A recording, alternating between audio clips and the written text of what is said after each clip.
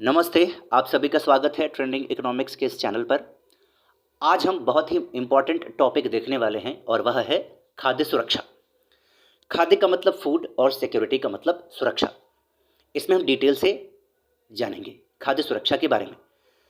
जिस प्रकार सांस हमारे लिए ज़रूरी होता है, सांस के बिना या हवा के बिना कोई भी व्यक्ति ज़िंदा नहीं रह सकता है, वैसे ही खाद्य पदार्थों के बिना भी कोई भी लिविंग थिंग्स मानव को सम्मिलित करते हुए जिंदा नहीं रह सकता है। ठीक है, ये बात पहले क्लियर हो गई। खाद्य भी उतना ही ज़रूरी है जितना सांस ज़रूरी होती है। अब हम समझते हैं खाद्य सुरक्षा है क्या।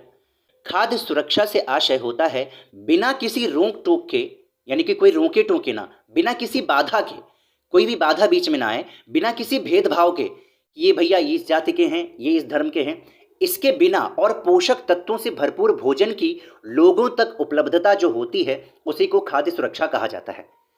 ये बात आपको क्लियर हुई होगी। हमारी जिंदगी के लिए भोजन उतना ही ज़रूरी होता है जितना कि जिंदा रहने के लिए हवा ज़रूरी होती है या सांस ज़रूरी होते हैं। ये बात हमने आपको अभी बताई थी। खाद्य सुरक्षा, जो खाने वाले पदार्थ होते हैं हमें उतने ही ज़रूरी होते हैं, उनके बिना हम जिंदा नहीं रह सकते हैं, हमें उतने ही ज़रूरी होते हैं जितना कि सांस लेने के लिए हवा ज़रूरी होती है।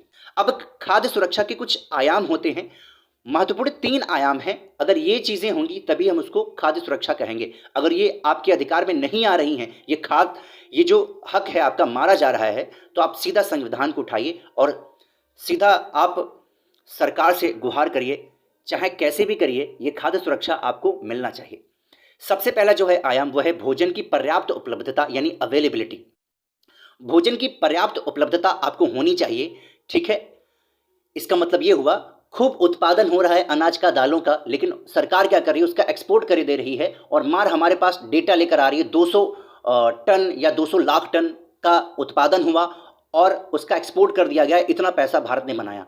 अरे भारत ने बनाया अच्छी बात है, लेकिन जो भारत में लोग रह रहे हैं पहले उनको तो खाने की उपलब्धता करवाओ, वो तो अच्छे से खाएं। एक्सपोर्ट तो बाद में ही कर लेना, सबसे पहले हमें जिंदा रहना है। ठीक है, एक्सपोर्ट करके हमें डाटा मत दिखाओ, सबसे पहले हमें जिंदा रखो। हम जिंदा रहना चाहते हैं पहले, तो उसके लिए हमें भोजन की उपलब्धता चाहिए। अगला है भोजन तक पहुंच यानी अवेलेबिलिटी। भोजन तक पहुंच किसी की है भी या नहीं, भेदभाव के आधार पर किसी को भोजन नहीं उपलब्ध कराया जा रहा है, कहीं ऐसा तो नहीं है। ठीक है, तो अवेलेबिलिटी सभी लोगों को होना चाहिए बिना किसी रोक टोक के और बिना किसी बाधा के। अगला है भोजन की वहनीयता यानी अफोर्डेबिलिटी। अफोर्डेबिलिटी का मतलब ये होता है आपकी आय 10,000 की है, लेकिन दाल की जो कीमत है बाजार में वही 2,000 रुपये किलो है। आप समझिए, उस सिचुएशन को इमेजिन करिए कि 10,000 इनकम है, 1,000 रुपये की दाल बिक रही है, तो आप क्या करेंगे।